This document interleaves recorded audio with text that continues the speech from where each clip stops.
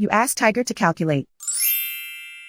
This deals with linear inequalities with one unknown. The final result is k smaller than 9. Let's solve it step by step. Swap sides.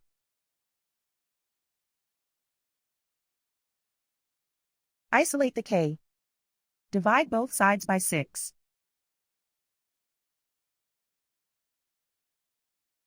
Simplify the fraction.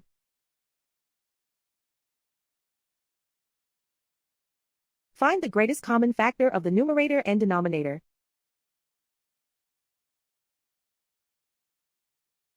Factor out and cancel the greatest common factor.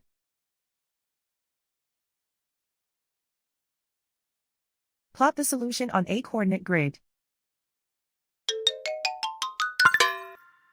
And so the final result is k smaller than 9.